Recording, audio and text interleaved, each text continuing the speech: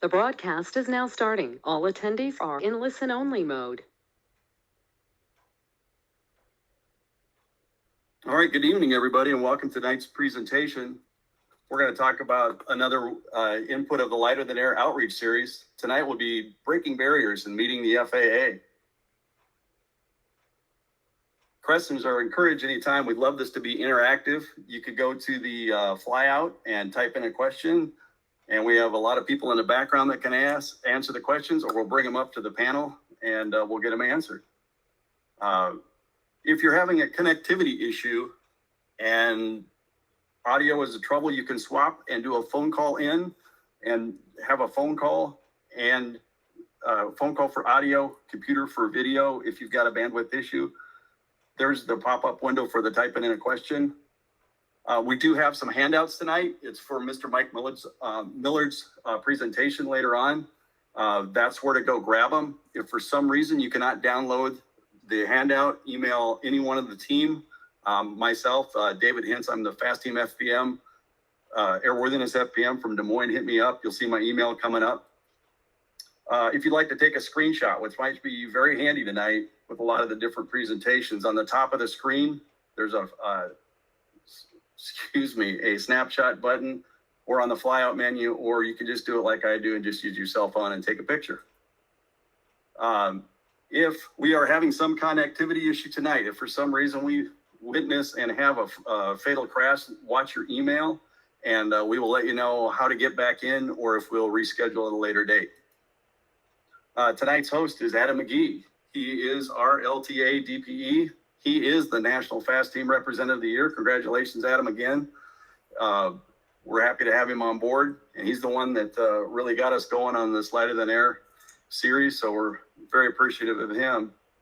On tonight's for speaking is Ms. Tanika Johnson. She is our acting manager here at the Des Moines FSDO. Glad to have her on board.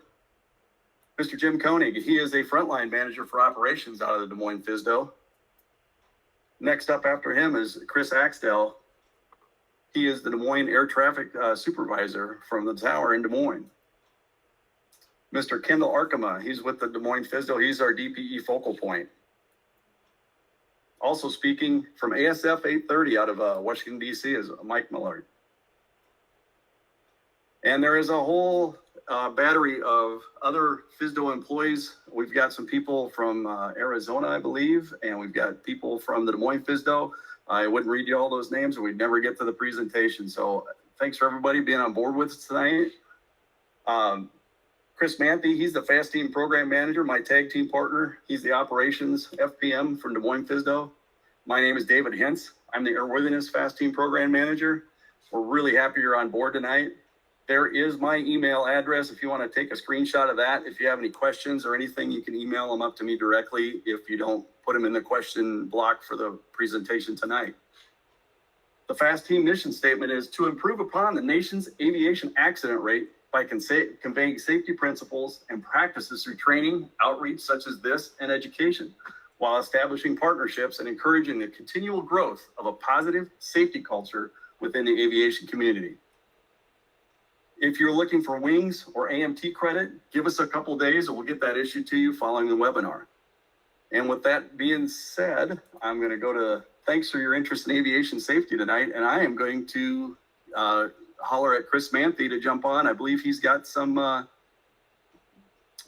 poll questions for us this evening. Thanks, David.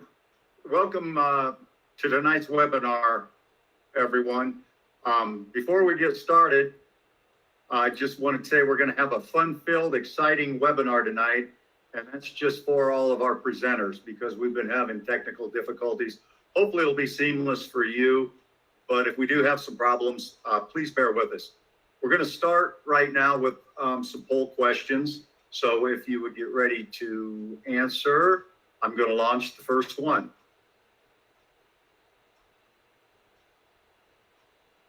And I can't see it, but it says, are you looks like you see it, balloon pilot, fixed wing pilot, both, or student pilot?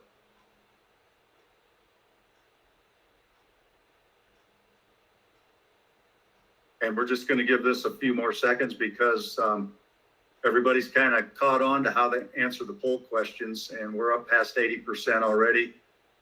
Give it a couple more seconds and we'll close the poll and bring up the answer. And I'm going to share that with you. And it looks like half of our population are aeronauts and 20% are both. And glad to have the fixed wing pilots and students on board also. So thank you. Poll question number 2.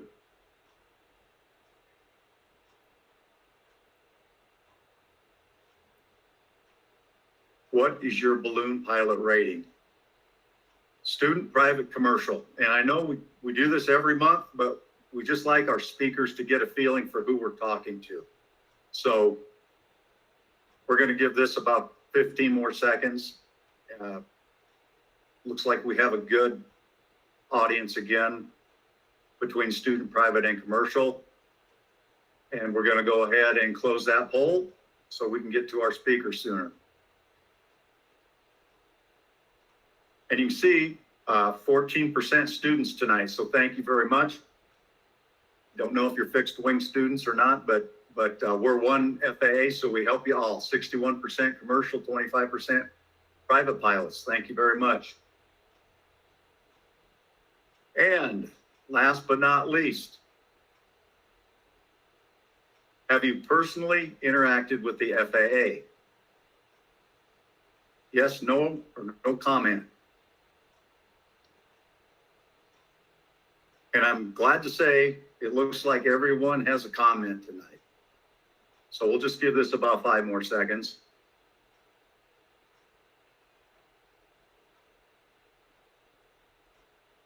Okay, going to close the polling and show the responses. So this is a good thing. 71% have had interaction with the FAA and 29% no. So hopefully you can email us your name and email address if you haven't, and we'll send an inspector to track you down. So no, just kidding on that. So we're going to go ahead and David, can you see my screen? Yes, I can. With the okay, flow chart? Yes. Okay. All right, very good. And tell me if it stops working. I just wanted to give the audience a little idea of how big the FAA is. And I know this has got some small print on it, but this starts at the Office of the Administrator. And you can find this on the FAA's website at faa.gov. And we're under aviation safety. So I'm going to pull up aviation safety, and you see the Office of Aviation Safety has different departments. Medicine, flight standards, accident investigation, and we're just going to click on flight standards because that's what an aviation safety inspector is, flight standards.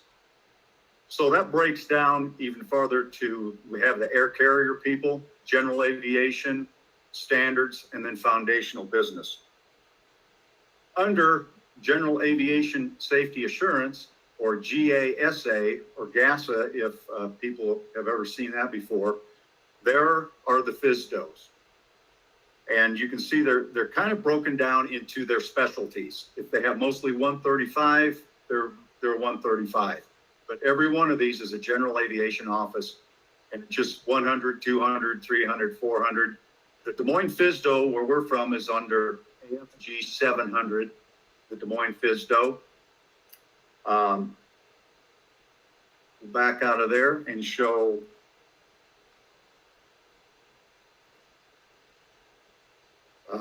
over under safety standards now is a whole bunch of other branches. 100, AFS 200, 300, 800. AFS 800 is the General Aviation and Commercial Division, and Mike Millard is under 830 Operations Branch, who's going to speak tonight. Now, David and I work for the FSDO, but we get direction from 850. They're in the Safety Operation Branch.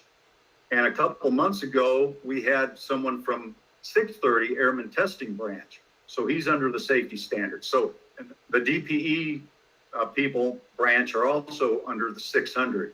So that kind of gives you an idea how it's broken down and where all the numbers come from. So I'm going to back out of here. And David, I'm done. If you want to throw it over to Adam McGee, change presenter, we'll let Adam take off. Yep. David, if you actually want to switch it to, or I can switch it over to Tanika here while I introduce her.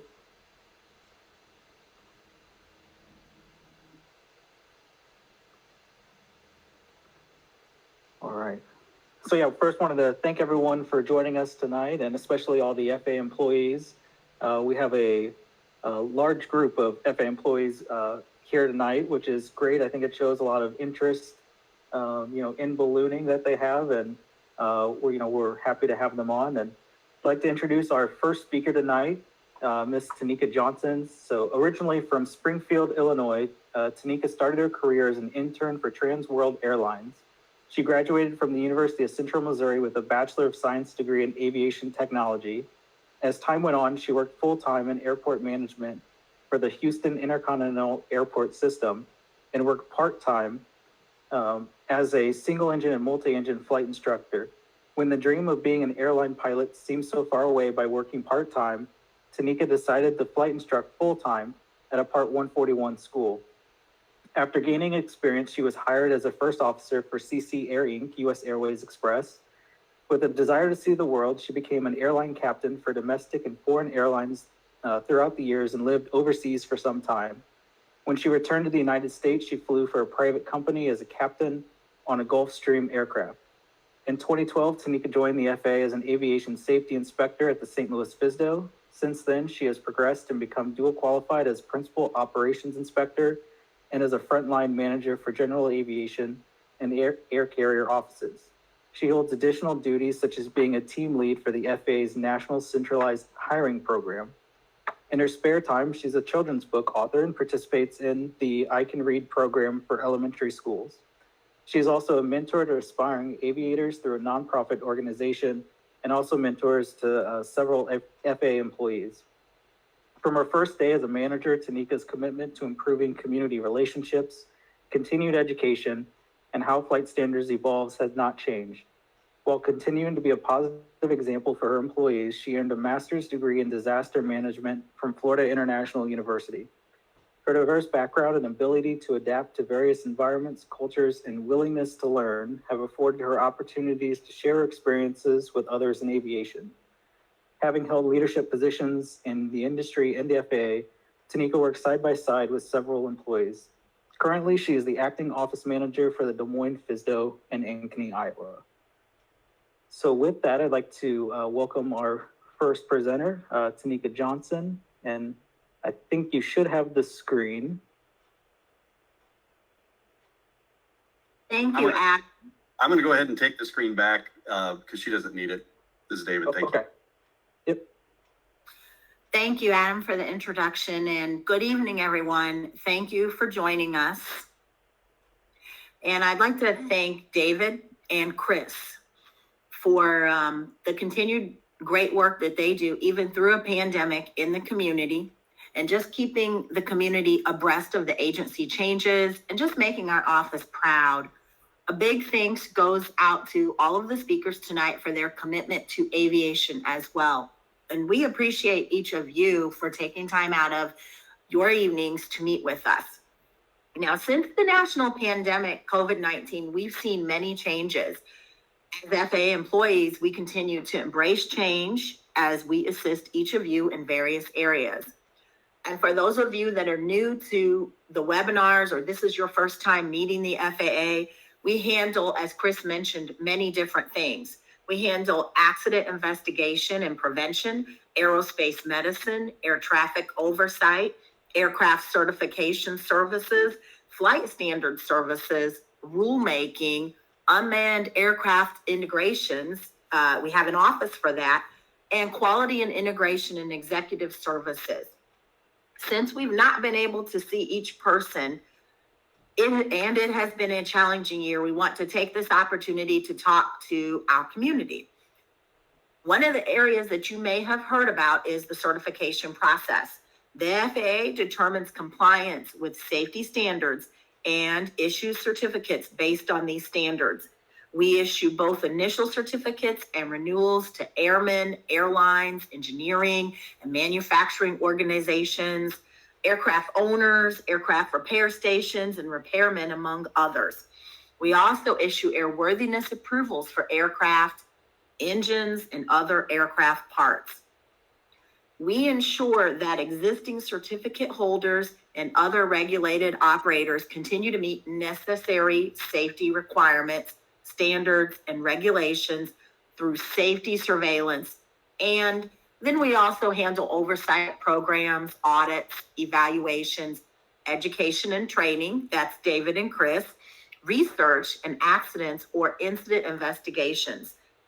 There are over 852,000 active pilots to include UAS, and we have over 6,800 air agency certificates that we oversee.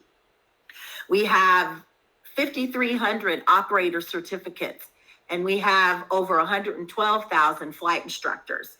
We have 21,000 mechanic inspections with authority, and we have over 1,500 approved manufacturers. And I cannot forget over 1 million at this time registered unmanned aircraft. So as we continue through 2021, our mission remains the same. We provide the safest, most efficient aerospace system in the world through a data-driven risk base. We use systems approach for standards, for certification, and for oversight.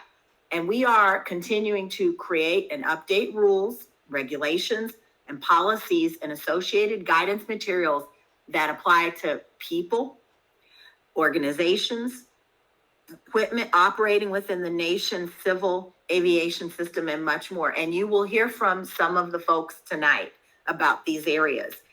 We, of course, could not do this without our 7,000 plus employees. And we also have 8,800 designees in all of our office locations across the country. So one might ask, what does the future of flight standards look like? Well, we have effectively implemented risk-based decision-making in the oversight of a highly dynamic industry. We are evolving into a more agile, effective, and consistent organization because we must operate with a greater accountability and change readiness, as well as a better use of resources. So that's required some cultural and structural changes. We've also completed the major part of transitioning from a geography-based structure to a functional-based structure. And it advances the core attributes being consistency, critical thinking, and interdependence. We've also been leveraging our resources between office locations more effectively, changing our processes to be more efficient, and using a larger set of data to target activities towards those areas of the aviation system with the highest risk. We are pledging today that we will fulfill our commitment to you by responding when you contact us and holding events like this one to support the interest of the flying public. We encourage you to read the newsletters that your local office disseminates, attend FAST team events, and read literature that the FAA disseminates online. In other words, we're here for you. Some pilots may have had experiences with the FAA in the past.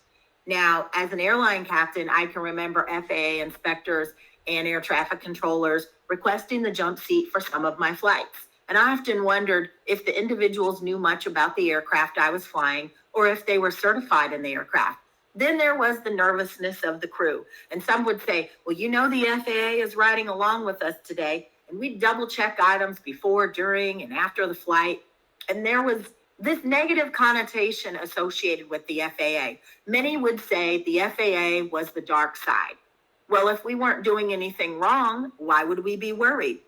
This is how most of America thought the FAA was. And hopefully tonight you can see that, yes, the FAA is changing, and each of you can see what we are becoming. You're dealing with a new version of what we want to be, and we are truly here to help you. YouTube and Facebook information may be contrary to regulations. So one might ask, if I tell the FAA something I've done, it's like I'm telling a cop to arrest me. Instead, I ask pilots who've been flying forever to interpret regulations for me. Why would I ever ask the FAA for help or willingly tell the FAA anything? Well, the FAA created the regulations. We encourage you to come to the source. Sometimes people interpret regulations in the wrong manner at times, but we are the regulators. We're a group of people that supervise the aviation industry. We only enforce the regulations and we discuss the compliance philosophy. Now, we do have some expectations of each certificate holder, and we do spot checks to verify the integrity of the system. The best thing to do is to call your local FSDO. I'm now introducing Tamara Bell. She is a frontline manager at the Albuquerque FSDO. Tamara, would you like to add something to what I've mentioned thus far? Absolutely, Tanika. It's scary to talk to the FAA at times, especially if you've never spent any time with us. We do have that reputation that we want to break up and get rid of. But basically, your FAA office and any FAA office is here to help you, to educate you, to answer your questions. We're charged with this, and we can improve safety by doing just that. So when there is a question or there is something that happens, don't be afraid to pick up the phone and say, hey, this happened. Can you help me? And we would much rather help you and educate you than take any punitive action, because it's all about education now. Things have changed, like Tanika said. We've shifted the way we're doing things. We have compliance action. We have many different ways to educate and gain compliance that way. So I would say, ask your questions, pick up the phone, see somebody out at an airport, introduce yourself and say, hey, answer this question for me. And we are more than happy to do that. And that's it. Thank you, Tamara. And as we both have mentioned, we are managers. We will be directing you to those that are on phone duty. We actually have people that are assigned to phone duty to answer questions from you. And we want to make sure that your questions are directed to the right person. And we also want to make sure that we handle them at the lowest level. So if you ever have a question, don't be afraid to reach out to your local FSDO. All right, Jim Koenig is up next, and I'm going to turn it over to him. All righty, thank you. As soon as I get my screen going here.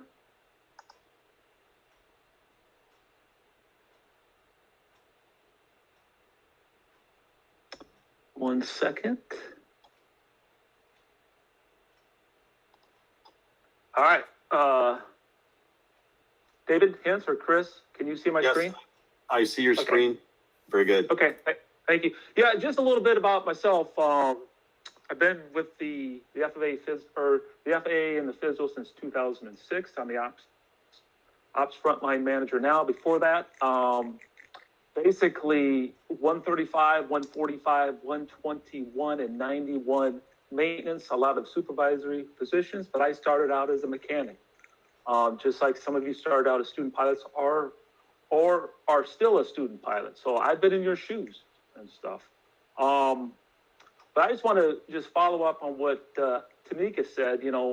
I never contacted the FAA. We would always see them either in our hangars or, out and about on the ramps, but I never called them myself. But so the screen I have up here is how to contact the DSM FSDO. And any other FSDO, all you have to do is just put in Google DSM FSDO, and this comes up. And right here, you'll see our address right here, and this is our phone number. And I can put this phone number in the chat.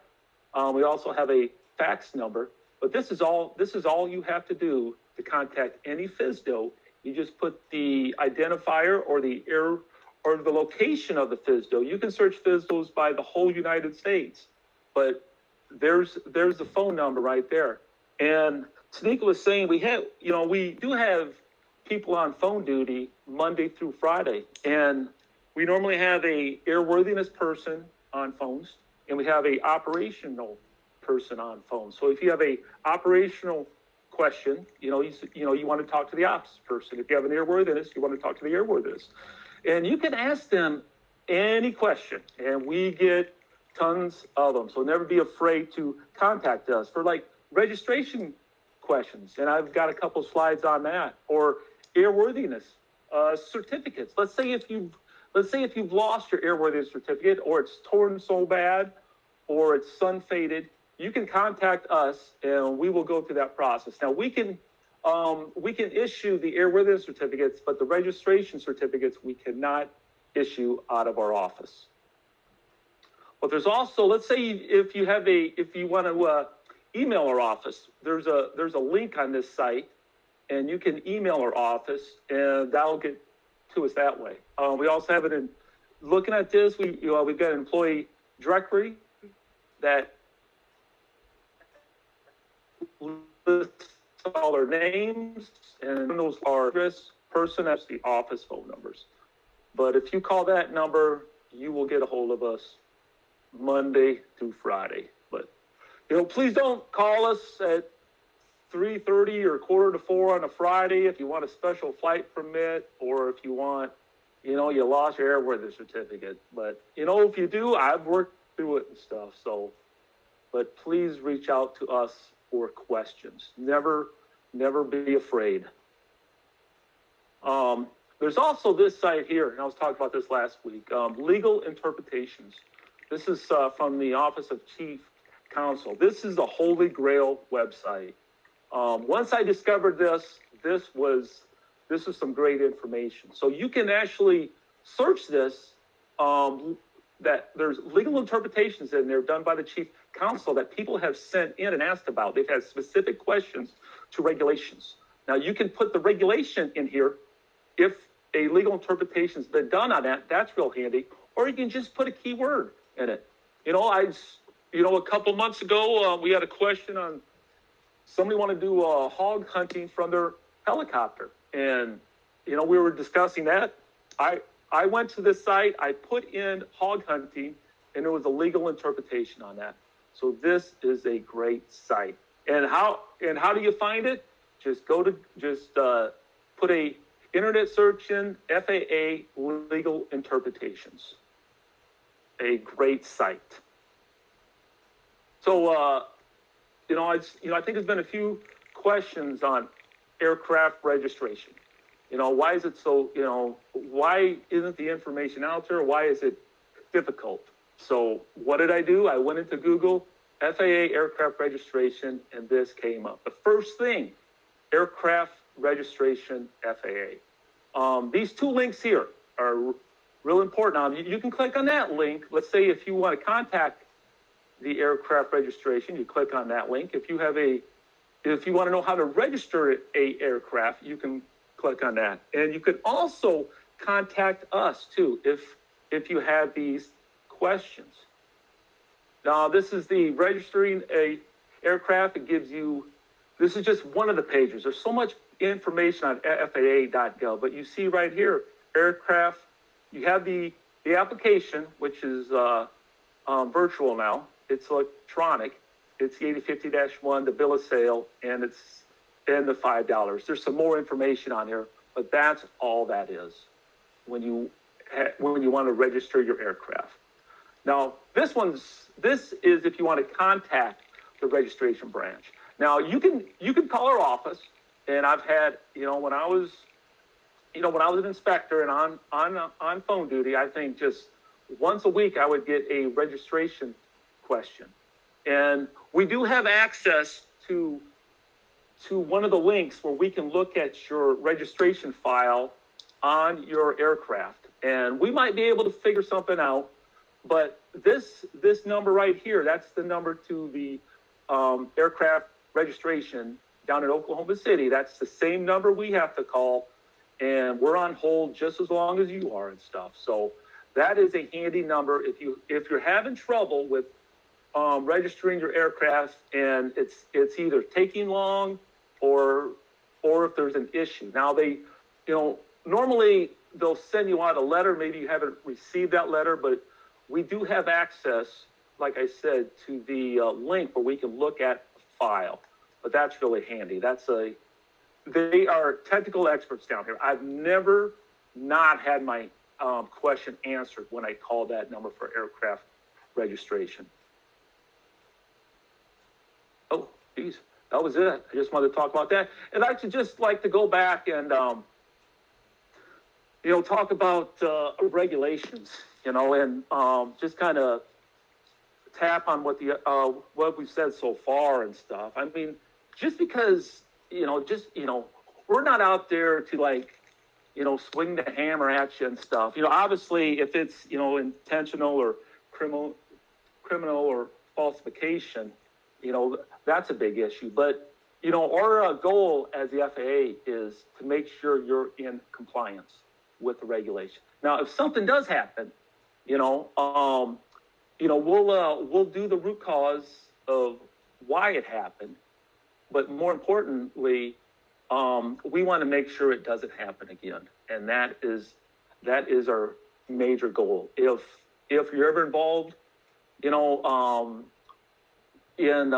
there's a regulatory issue that we find, just remember, the two major things is why it happened and what are we going to do to prevent it from happening again. And that's all I got, David. All right, James. Thanks so much for your time. I believe I'm handing control of this to Mr. Chris Manthe, and he's going to present for the other Chris. So take it away, Mr. Manthe. Okay, let me find what we should be looking at right now. Okay, do you see Chris Axtell's presentation? Yes. Okay, Chris, if you're there on the telephone, we're on the first picture of your slideshow. So just let me know which slide you'd like. So go ahead. Okay. All right, sounds good. I appreciate it. Good evening. My name is Chris Axtell. I appreciate your help, Chris. I got blocked up by our FAA firewall here at work, so I'm phone call only tonight, so I apologize. But I'm sure I'll be able to keep up. I'll try to keep it short and informative and helpful. My hope tonight is that if you're a pilot or a balloon pilot especially, you'll have some tools to work with and be encouraged to talk to air traffic. I know that, there's some barriers and challenges and everything, but anyway, that's my goal and my hope. And I would like to take questions too. I don't know when the opportunity comes, but I'll trust you guys to lead us through that. So I'm an operations supervisor at Des Moines Air Traffic Control Tower. I've been here for almost 13 years. I started in the FAA in 2008 after graduating from University of North Dakota. I was an air traffic controller up until 2015. I became a supervisor. So now I still keep current as an air traffic controller, but have a lot more of an oversight position. I've always enjoyed it. It's been a great job, and I've had a lot of really neat opportunities to do some cool things. I've been to Oshkosh 3 times as a controller, and that was kind of a lifelong dream I got to fulfill. So always enjoyed that. Also, I'm a pilot, so I definitely understand what it's like to be out there and talking the radios. And, I don't know if you're like I did, but I landed the wrong direction. My first time was in my Class C solo on one of the runways, but they helped me out, so I appreciated that. And anyway, so I guess the big question I want to chat about is how can balloon pilots, especially in air traffic, work together? I have basically 3 points. I want to try to break it down and make it easy and hopefully less nerve-wracking. First one is communication. So I know it's no secret, but there is a factor. One of the big barriers is fear of air traffic. I know it personally, and I also know it from meeting with pilots. We actually go around the region. We've had several meetings with pilots at smaller airports. I've always enjoyed them, and I always plead with them to call us up and talk with us and take a chance. So the truth is we can be a little abrupt, intense, and sometimes moody, but we really can't hurt you. So try not to let it get in the way too bad. I think maybe a good way, especially if you have a unique operation or if you're a balloon pilot, maybe start with a phone call. The FAA has started to publish phone numbers for air traffic facilities all across the country in the chart supplement. It used to be the AFD. They're the green books they publish. I know it's all available online too. Our tower phone numbers are published for each airport. So if you're at a satellite airport and you are likely under some airspace owned by an air traffic facility, and you can get right to the appropriate air traffic facility and have a conversation. Nice thing about a phone call is that it's more of a casual conversation. You'll generally get right to the operation, so it can be a little more abrupt too, but we're really trained to be, in the moment people. We're not big, foreplanners. We just appreciate the information. So chances are if you call that number, you'll speak directly with air traffic controllers or to a staff specialist. You can request a staff specialist. We have people in the towers or in the district or available to us that can actually work out whatever situation you might have. So I would definitely encourage that. If you don't want to talk to controllers, then maybe ask for a phone number to a staff specialist, and they can really outline the situation and what our interests would be and how we can work with you and even provide some benefit. I know that air traffic can provide benefit for balloons. I think I've sat in the tower probably dozens of times and seen balloons depart, and we'll just sit there and watch them and wonder, where are they going? How far away are they? We'll have no idea, or how high are they? So information is probably the biggest thing that we can get. If you were to provide as a balloon pilot, and either over a phone call or over the radio, basically how high do you plan to go? What direction are you going to travel? How far do you plan to go? And how long will you be there? That's probably the most valuable stuff we can get. I'll be honest, there's a lot of probably ignorance on air traffic side as in terms of what they understand about what happens in a balloon. I've never been in a balloon before, and I have no idea what kind of instrumentation you have. I understand you might have some altimeters and things like that, maybe even ADS-B or transponders. That's incredibly helpful. The next slide here shows a picture of the radar screen. This is actually this is out of our lab here, so I don't give away too much information, but it says without balloons, and that's kind of a general idea of what it looks like. A lot of people wonder when I do meetings and things, what does precipitation look like to us? Well, that's the left side there, that kind of blob. That's what it looks like. And then the next slide shows the difference. What does it look like with balloons? So here you could have 100 balloons there and we wouldn't see a single one. So air traffic really has no idea. If you were to have a transponder or ADS-B, then we would have your exact location, just like a radar return from an aircraft, with altitude as well. So that can be really helpful. A lot of pilots are surprised to learn. We'll talk to occasional pilots that fly around, and we'll see them skirting Class Charlie airspace just because they don't want to talk to air traffic. And we understand that. It's okay. It's perfectly legal. But we'll watch them, and we'll also protect them, believe it or not. So we're there keeping commercial jets from descending through traffic, aircraft. And what we would really love is to be able to protect the balloons and our aircraft from each other as well. So just having that extra bit of information would be so helpful. I would say that the huge majority of air traffic controllers would just really appreciate knowing you're there and just having some information about what's going on. I would say just some rules of thumb for what kinds of things air traffic wants to hear. If you have a radio, then use your call sign, and you can even get some instruction from an instructor, or we'd be happy to talk to you over the phone about how radio communication can work. Use your call sign and let us know if you're airborne and proceeding, maybe as you already communicated over a phone call, or what direction you're going. I would say avoid constant updates. Air traffic usually doesn't forget stuff very frequently. I'm not going to say we're perfect, that's for sure, but a lot of times we'll put a reminder on our scope and we'll remember you're there even though we can't see you. The good thing to tell us though is if you're changing plans, if you have a different intention, or if you're going to stay up longer, go higher especially. And then of course when you're done. So if it's not a time, if you're down by the time you planned, we know you're gonna be done by 7 o'clock or so, and you are down by then that will be just fine. But always a phone call or a radio. Usually a phone call is better because we won't be able to hear you on the radio that low.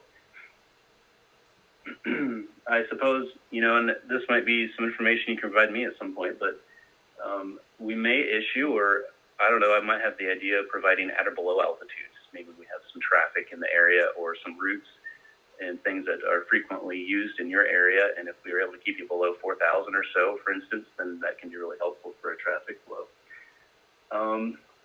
The next slide here, if you had a transponder, this is basically what you see. There's the dots right there.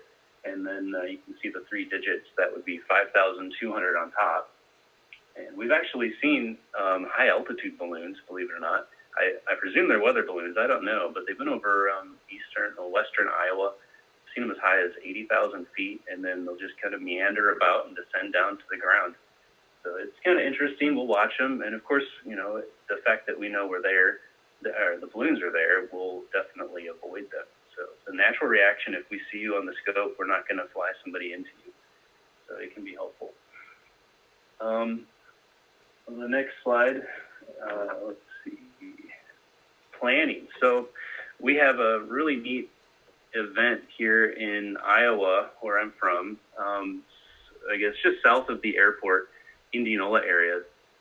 I'm sure a lot of people are aware, but there's a big balloon event that happens once a year, and it's several days long, and we can have hundreds of balloons take off. One of the great things that they do is we talk to them on a daily basis. They actually call and schedule a NOTAM, and we have a good idea of what they're doing. I would say the NOTAM includes, altitudes. A lot of times they'll go really high, all the way up to 10,000 feet. As long as we know that we're there, we'll actually fly commercial jets and give advisories and just cautionary advisories. We'll actually fly commercial jets around if we know that there's a big collection of balloons up there. So the next slide down shows an example of a restriction area. So it's just a circle that we put. It's just to the southeast of our main airport. It's a pretty big circle, and this is exactly the same circle that we use for the Indianola. I think it's the Balloon Festival, remember right what they call it, but that's what we use, and we'll actually use that overlay to protect the balloons. So any information like that we can get from what's going on is really helpful. I think most air traffic controllers would really appreciate it. And air traffic will always avoid what they know is there. And we can and definitely want to protect balloons, all the pilots, whether you're talking to us or not. So I guess that's about all I have. I'll give it back to you. All right. Well, thanks, Chris and Chris for running stuff in the background. Now we'll move over to Mr. Kendall Arkema. I can get this screen to hand over to him. All right. Let me do some patience here. It's my first time working this system.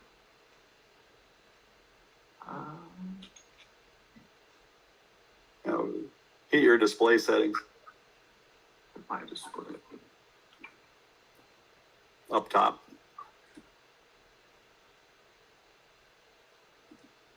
Oh, sorry. You're good. Just hit that display settings and flip it to the different screen, and then we'll see the presentation mode. Okay. Oop. All right, got it now. Nope, still in your notes screen. Oh, got it. Sorry. You're good. Zoom. Swap. Okay, swap. There we go. All right. There you go. Very nice. Looking good. All right. Ken. Thanks for the patience. Hey, yeah, that was good information from Chris there. I think the main point that I took away from that is communication is key, and that goes for non-towered airports as well. One thing in the balloon community that's important is landowner communications, and that also goes for airport managers and air traffic control. You can avoid potential conflict pretty easily just by reaching out and communicating with the airport manager and coming up with a plan on how to safely either take off, land, or fly through the local airport. So that being said, good evening. My name's Kendall Arkema. A little background on me. I've been flying since I was 14 years old. Went to college and got an aviation degree. After college, my former employer and mentor was is a well-known DP in the state of Iowa, and a very active one in the state of Iowa. When I was working there, I was an active flight instructor. I signed off hundreds of students to take check rides with both the FAA inspectors and with DPEs. So in industry, I have quite a bit of experience with DPEs, and then coming to the FAA, I've had oversight of DPEs, and now I'm the DPE focal point. On top of that, I think I'm now one of 4 LTA operations inspectors in the FAA nationwide. So we've been talking about communication quite a bit tonight, and by all means, if you ever need anything, I'd be more than happy to answer any questions or provide support. I'm going to share my email at the end of my presentation, and like I said, by all means, reach out. We're part of our job duty is to answer questions and provide support to the public. So let's talk about DPE observations. I think we need to answer a couple of questions before we talk about it. And first is, what is a DPE? So a designated pilot examiner is a delegated representative of the administrator under 14 CFR Part 183. You don't need to remember the fancy numbers and nomenclature there. It's just that is the legal authority in which they are given. So, Part 61 is how you get your license. Part 91 is all the rules and regulations. So Part 183 is just, for designees and everything that they get their authority for. In basic layman's terms, they are essentially just contractors for the FAA. So they're out there doing the jobs of inspectors that we've given all the delegation to.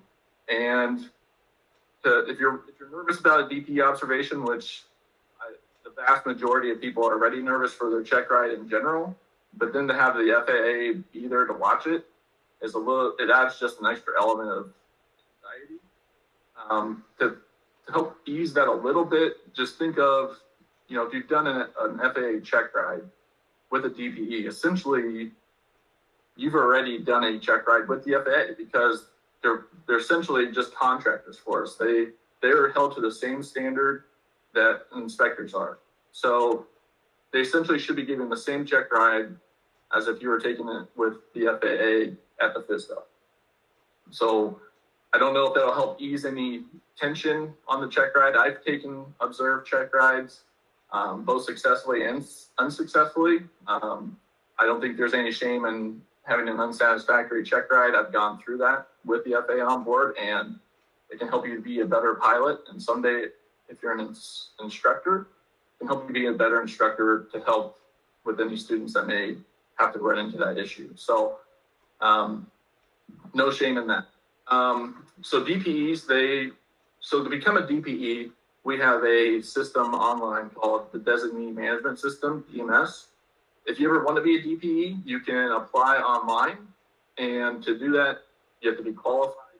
There's a certain amount of hours, ratings that you have to hold. If you are selected, you'll be interviewed. And then all DPEs are trained. They are trained online, but they also go down to Oklahoma City at the academy, where they're given training on how to give a check ride, how to develop a plan of action, how to evaluate. Once they get through that, they come back to wherever they're at, and they are evaluated by the FAA. So all the initial check rides that DPEs give have to be evaluated by an operations inspector. So for them to be able to give check rides, they have to be observed. Once that is done, they are surveilled on typically a yearly basis, depending on how much activity they're doing. So basically during the surveillance, all they're doing is checking to make sure that they are still maintaining the standard of which they were given their designation.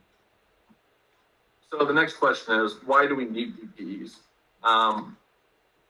A job as a POI, as myself, one of our main job titles is airman certification. We also do surveillance, we do investigation. That's our three main job functions. On top of that, there's a lot of different work, such as pilot deviations, complaints, air shows, balloon events, parachute jumps, being on phone duty, like we talked about earlier, just answering questions from the public. So we really don't have a whole lot of time for airman certification like perhaps they did in the past. And earlier this week, I was doing some research on our annual DP meeting that's coming up in June. And we currently have 9 DPEs in the state of Iowa. So 3 of those are LTA DPEs, which is kind of remarkable for Iowa to have 3 balloon DPEs. Because I think nationwide, I'm not sure the number, but I want to around a dozen. Of those DPEs, the total of 9, this year alone, not even halfway through the year, they've done 830 activities. So not all necessarily check rides, but a vast majority of them are check rides. So that is a lot of check rides in Iowa. And we're not even considered really that busy of a state compared to like Texas, Arizona, Florida, some of the southern states where they have a lot better weather. So for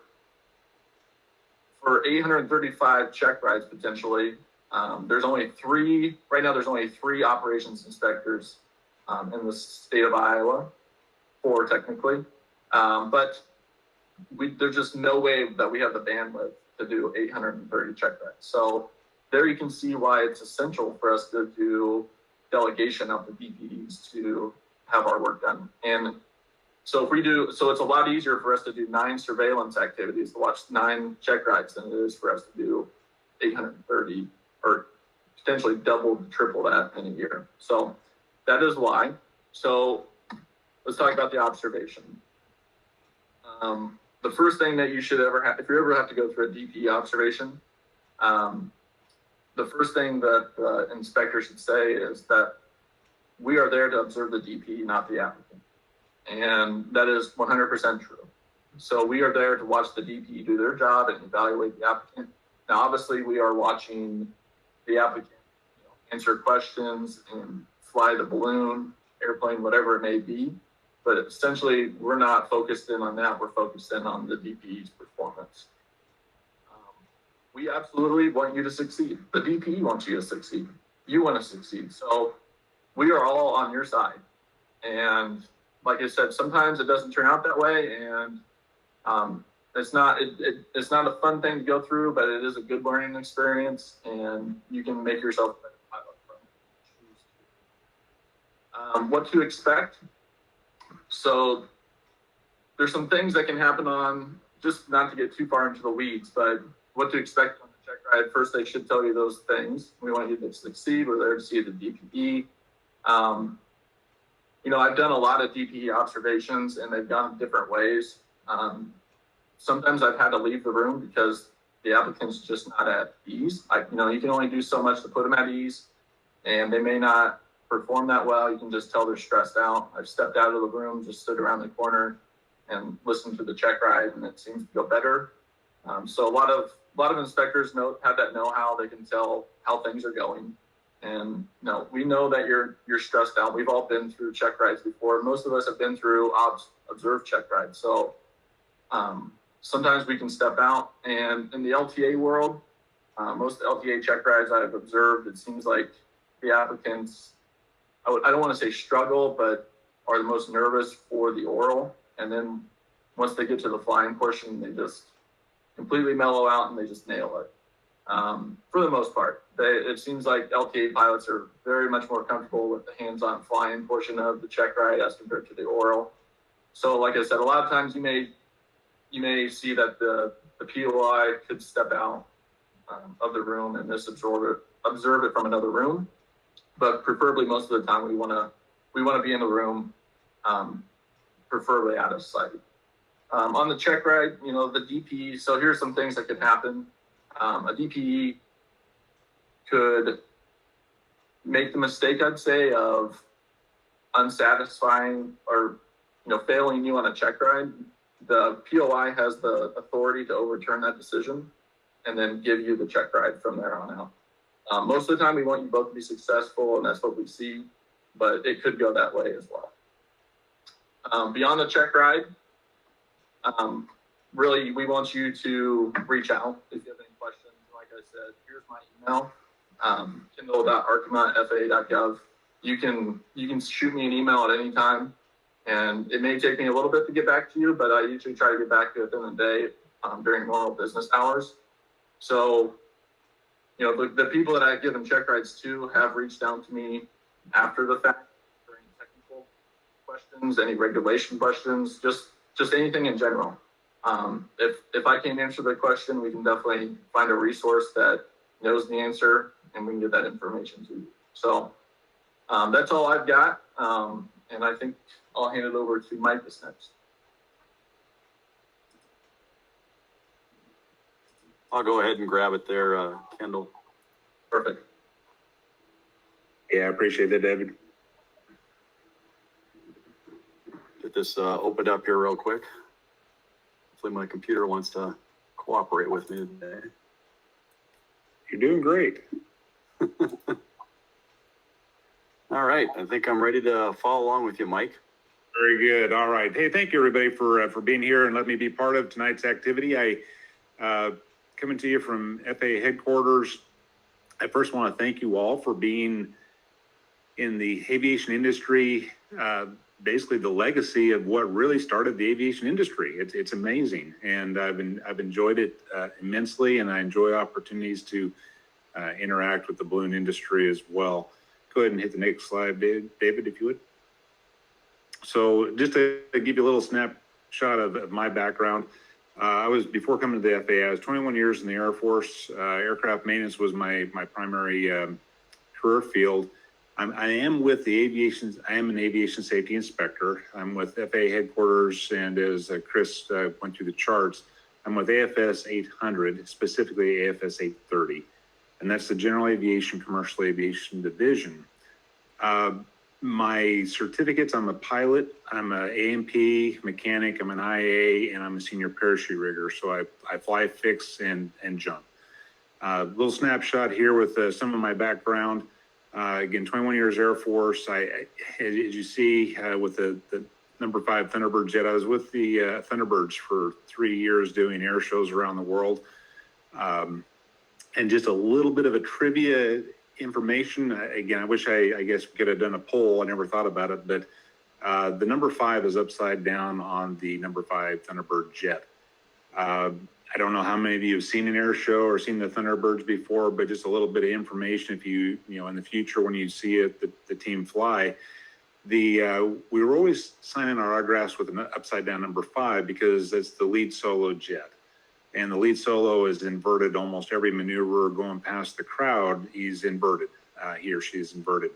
And so the painters decided to kind of play a trick on me one day. We were in Michigan and doing an air show, and they decided to paint my number upside down on the jet, on the side of the jet like you see in the picture. Things happened, and we didn't get a chance to turn it right side up before we flew the show that day. So what happened was that the public positive outcry of seeing the 5 right side up when the jet went by upside down, it's still there today. So it was a practical joke on me that historically is still upside down on the jet today. So when you see that, now you know the story behind that.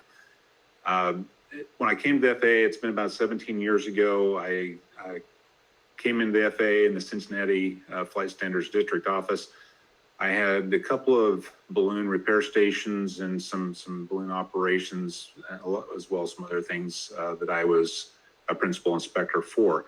And so enjoyed that time immensely. I eventually became a principal inspector for executive jet management. And so I had basically a fleet of business jets across the nation that I worked with were for the repair stations and also for the Part 135 operation. Worked my way up into the air carrier side of the house as a frontline manager for the Southern Air Cargo. So I have the international cargo operations and inspectors traveling the world working with that operator. About 7 years ago, I was asked to come to FAA headquarters and the 800 branch, largely because of my parachute background, but I got quite a diverse background with a lot of different things. So I'm a subject matter expert for flight standards for parachutes, balloons, gliders, banner tours, ultralights, experimental aircraft, and also kind of with new technology. I'm also the subject matter expert for flying cars, turbine-powered hoverboards, jetpacks, and Ironman suits. So my day is never dull. It's got all kinds of crazy things that I get to deal with.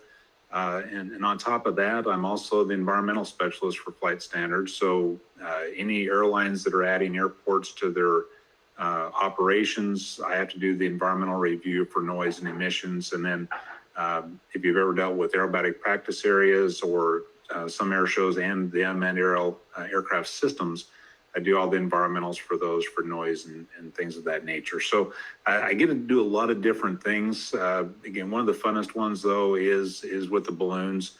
In fact, I was working on some balloon issues today.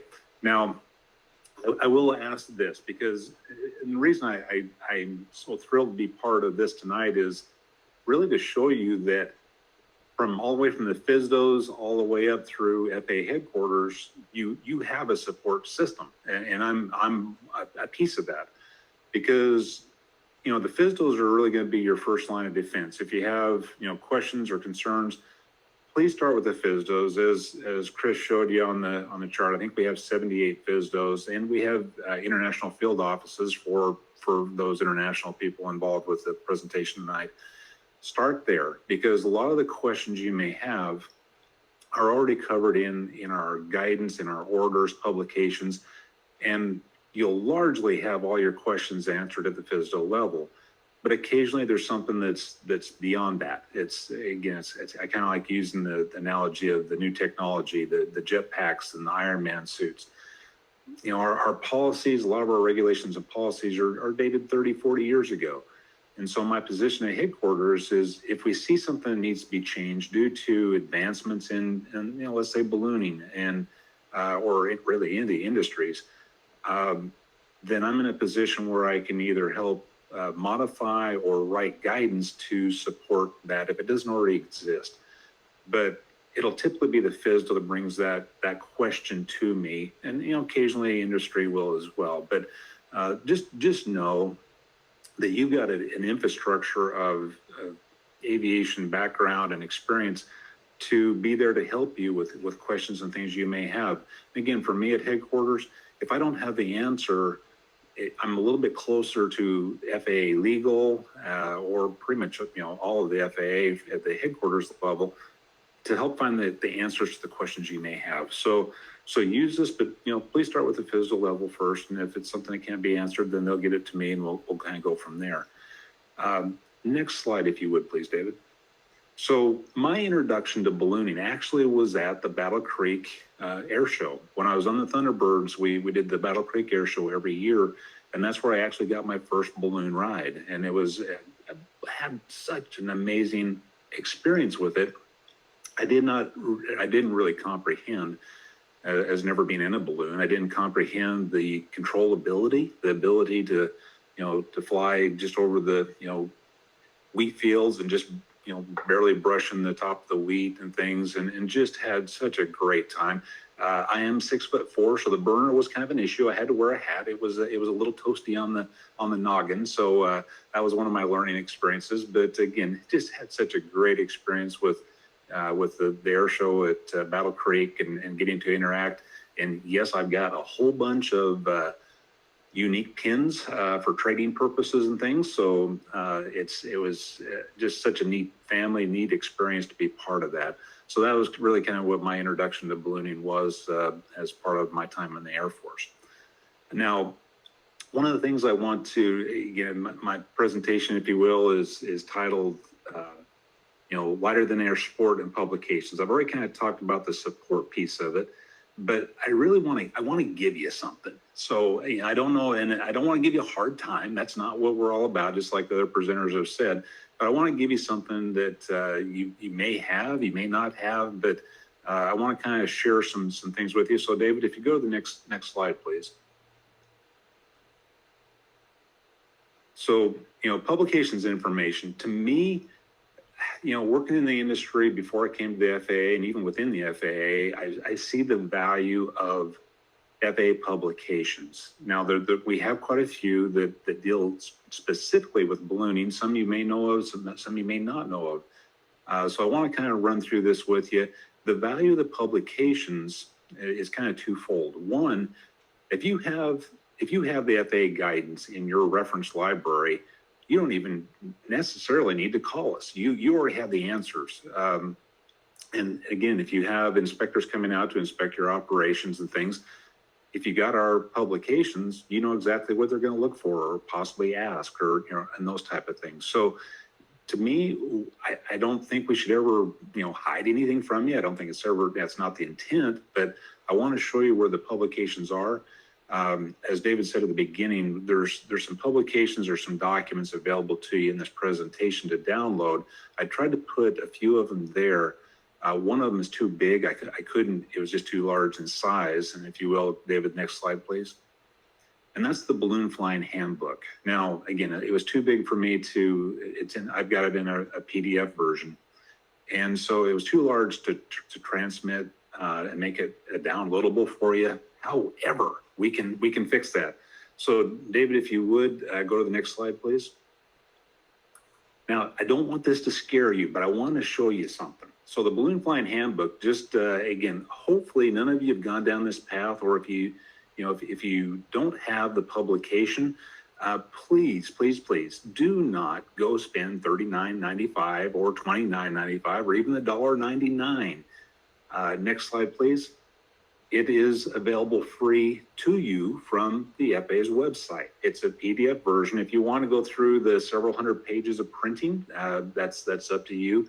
FAA does not publish any hard copies anymore. We've gone completely, from the publication side of it, we've gone completely paperless, but we do still make these publications available to you through electronic media. And so it's going to be in a PDF version. So if you go to, and I can explain it to you, but it's pretty easy to do. If you go to the FAA's FAA.gov, and then as you see in the tabs, kind of about 3/4 of the way up on the screen, you're going to see the tab that says Regulations and Policies. If you click that, then on the left-hand side, you see Aviation Handbooks and Manuals. So David, if you would please, next slide. Then it's alphabetical. So if you go down, you're going to see the balloon flying handbook. And it's so right there, click on it, download a PDF, put it on your iPad, on your computer, put it on a thumb drive. And then you've got basically what they're charging you out on the internet. Different companies are charging you $30 or more for the thing. It's free. So just get the thing, and download it to yourself. Now you notice below the balloon flying handbook, you also have a balloon flying an addendum. So there has been a revision that a lot of times won't be in the hard copy. So you can get the addendum. It's not very long. But as you notice down below that, there's a balloon safety tips. And there's also, there's 2 balloon safety tips that are also available. So David, if you go to the next slide, please. So what those are, this is what the cover of those 2 documents look like. So it's balloon safety tips, there's false lift, shear, and rotors, and balloon safety tips. Again, not terribly large publications, but it's some that's, again, I found that a lot of ballooners don't know it's there. I mean, they don't know it exists, and it's good information, especially if you're a student getting into it. Download them. They're free to you. Now you know where they're at. So David, if you would please, let's go to the next slide. Now, this one you may not have heard about, even if you've been in the aviation industry for a while, but it's one of our FAA orders. It's the 8132J, and it's the airworthiness certification products and articles. And this is an amazing publication. If you're getting a balloon certificated, or for some of you that I noticed on the pole or fixed wing, this thing is amazing for the content, as far as it's everything from how to import and export, how we certificate different products. It's got ferry permits. It's got just so many things in this publication. If you would, David, next slide. You'll find that we actually have a manned free balloon section. It's in chapter 3 that talks about issuing a standard airworthiness certificate. So if you're in the process of getting a balloon certificated, right here is exactly what you're going to have to go through. Again, there really isn't going to be a need to call the FAA to say, hey, what do I need to do, or how do I do this? Here's the publication. This is one of the ones you can download, or you can find it on that site as well. But this is a great document for your reference library to look up the answers yourself. And again, if you need some clarification, look it up yourself. If you need that clarified a little bit, call the FSDO. They'll open up the same document, and then they can walk you through what it's saying. But again, it's a great reference document to have for just about everything that we have to do with certification and many other things. Like I say, the importing, exporting, replacing certificates, all that stuff is detailed in this document. So David, if you would, next slide. Plain Sense, again, a great publication. It's been around for quite a while. This is the latest version. It's back a few years when they came out with this one. But if you would, next slide, David.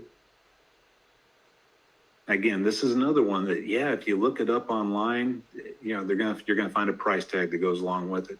Please don't spend, don't buy it. We're giving it to you free. It's on our website.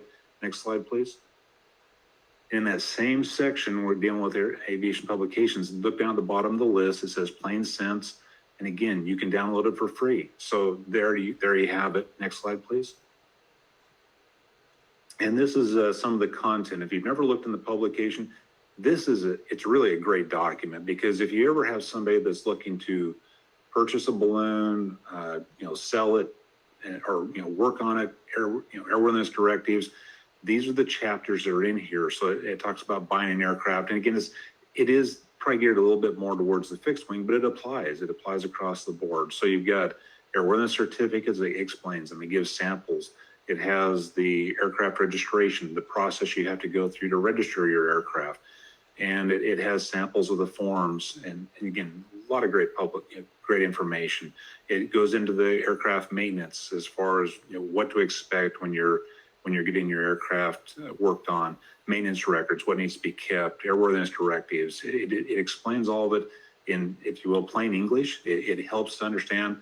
So when I was in the FSDO, I get calls a lot on, people were either getting into the sport and they were interested in, buying an aircraft, buying a balloon. They didn't really know the first step. And so they were coming to the FAA to say, hey, how do I do this? How do I do this right? What form do I need? And I would literally hand them this publication or transfer it to them.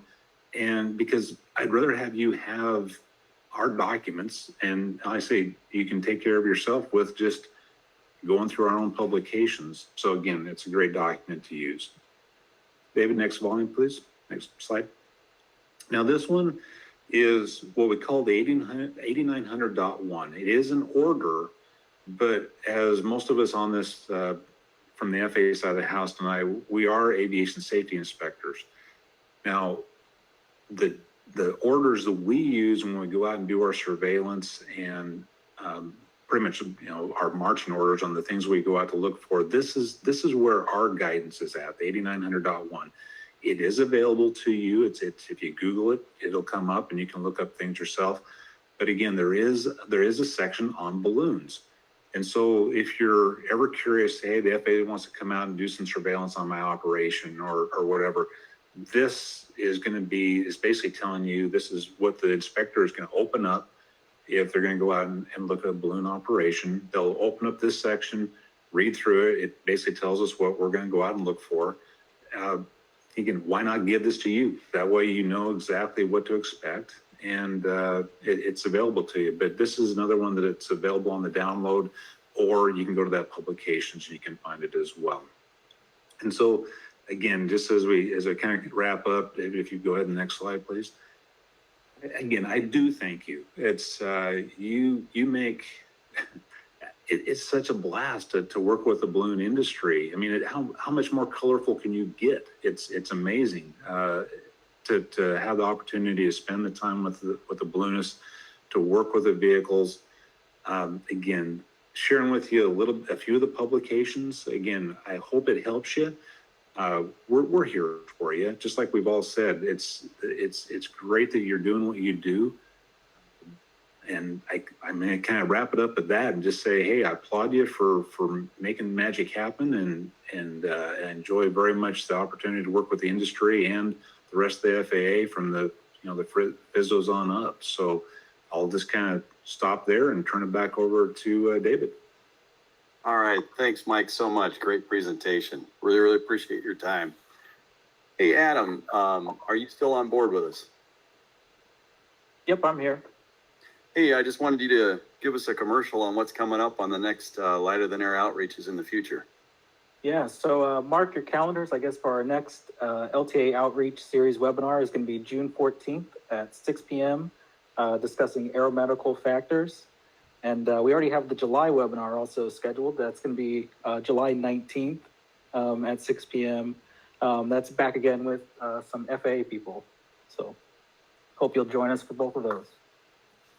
All right. Thanks, Adam. Well, I'd like to close this out tonight. As you can tell, maybe we're not quite as scary of a group as you thought. The FAA's passion is to help you, our stakeholders. So on behalf of Adam, Tanika, Tamara, James, Chris, Kendall, Mike, Chris Manthe, and myself, thank you so much for joining us tonight, and we'll look to see you in the future. Good night.